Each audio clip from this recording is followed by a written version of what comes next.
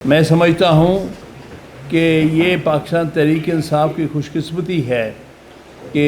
इश्तियाक चौधरी साहब जैसे एक इंसानी हकूक़ के बहुत बड़े अलमबरदार ने इस पार्टी को ज्वाइन किया है। हम समझते हैं और हमें सबको फ़ख्र है इस बात का कि इश्तियाक चौधरी साहब ने हर चीज़ को सामने रखते हुए, अपने तमाम तर तजर्बात को सामने रखते हुए ये महसूस किया है कि पाकिस्तान में अगर कोई सही माने में आइन की सरबलंदी, कानून की हुक्मरानी, अदलिया की आज़ादी और जमहूरियत के असूलों पर कायम रहने वाले और सिविलियन सुपरमेसी में बिलीव करने वाले जो लोग हैं वो पाकिस्तान तहरीक इंसाफ से ताल्लुक़ रखते हैं। तो मैं इनका शुक्रिया अदा करता हूँ क्योंकि यही विज़न हमारी पाकिस्तान तहरीक इंसाफ का आज 28 साल पहले था जब हमने ये पार्टी की इब्तिदा की थी। उन इब्तिदा करने वालों में से मैं भी एक हूँ और जो हमने इसके उस वक्त अगराज़ व मकासद लिखे थे और जिन पर हमारा पहला और आखिरी भी जरा आइन जो था उसमें आप देखेंगे कि उसमें ये सारे मकासद शामिल हैं, यानी आइन की सरबलंदी सरफराजी, कानून की हुक्मरानी, अदलिया की आज़ादी, जमहूरियत की सरफराजी और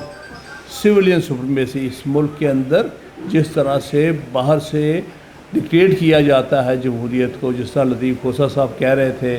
कि हाइब्रिड सिस्टम जो पैदा करने वाले लोग हैं इस मुल्क में पिछले 75 साल से,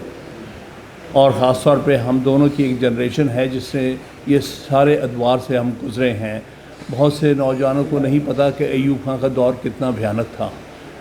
ज़ियाउल हक़ का दौर कितना भयानक था, याहिया खां कितना जो गलत आदमी था जिसने पाकिस्तान को दो लख्त कर दिया, और उसके बाद मुशर्रफ का दौर तो आप सब ने हमारे साथ शेयर किया है। तो हम अभी तक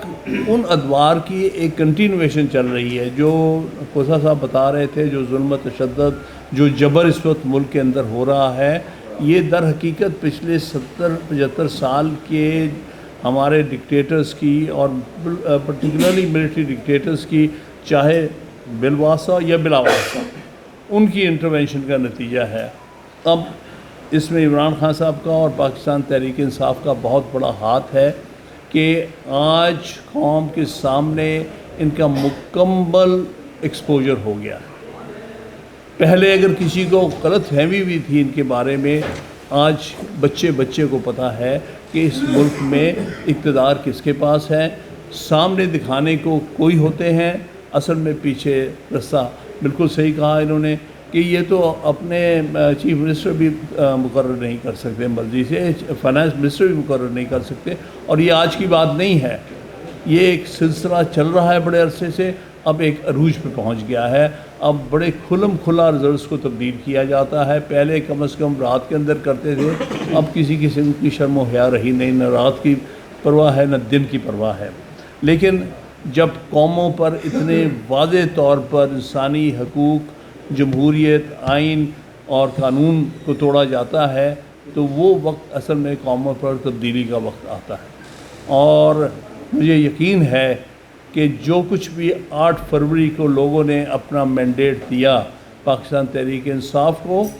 वो वाज़े तौर पर एक तब्दीली की इब्तिदा थी जिसके लिए ये पार्टी बनाई गई थी, और जो इंशाअल्लाह ताला ये पार्टी अपने मकासद, अपने विजन को आगे लेके जाएगी। हम वेलकम करते हैं इश्तियाक चौधरी साहब को। ये पूरी तरह तहरीक इंसाफ के अगराज़ व मकासद को सामने रखते हुए ये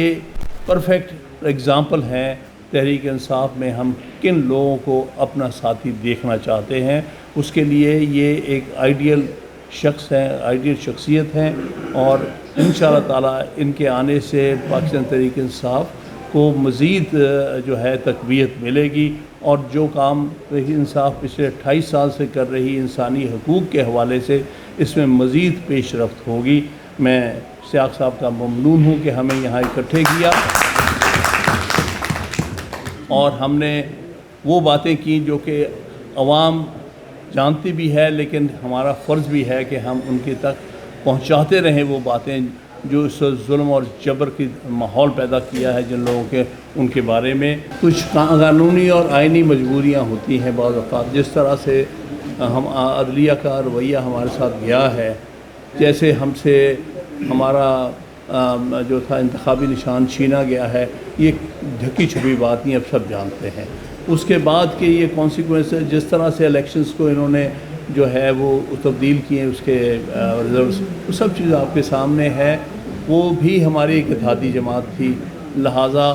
اس کے حق میں جو فیصلہ سیاسی کیا گیا وہ اسی پس منظر میں تھا.